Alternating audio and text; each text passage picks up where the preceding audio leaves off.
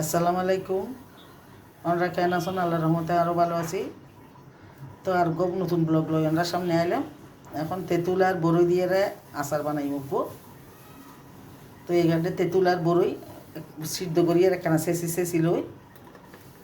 তো এখন উপর অল্প করে তেঁতুল দিয়ে আর বড়ই। এখন এটা মশলা লাগিব রসুন বাটা লই, আদা বাটা লই, তারপর সরিষা, ধনিয়ার গুঁড়ি, জিরার গুঁড়ি, তারপরে পাঁচফোড়ন, হলুদ মরিচ, লবণ, পরে চিনি দিও। এখন এটা তেল দিই, সরিষার তেল, তারপরে এটা পাঁচফোড়ন দিই, অল্প করে পাঁচফোড়ন দিই।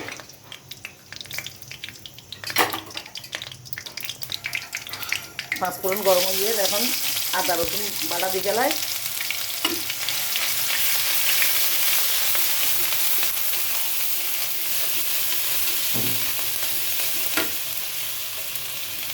এখন পোস্তার দানাও দিয়ে গেলে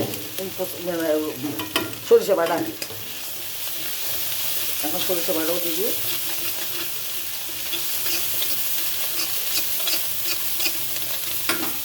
তারপরে ওই মরিচ, হলুদ, লবণ বেগিন একসাথে দিয়ে ফেলে।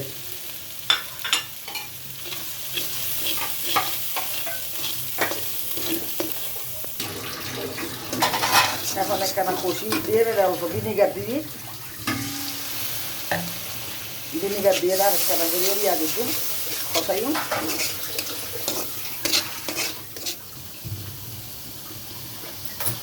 এখন বড়ি ডাল দিবি।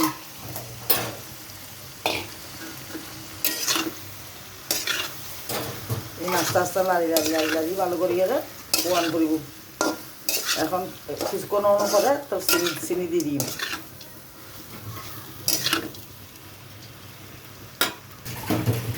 এখন কিছুক্ষণ বসেই এখন দি ফেলে চিনি দিয়ে ফেলে। একখানা বড়ই টক তো মিষ্টি নহলে ভালো না লাগিব, তাহলে চিনি একখানা বেশি করে দিই। তো এই আস্তে আস্তে আস্তে আস্তে করিয়ে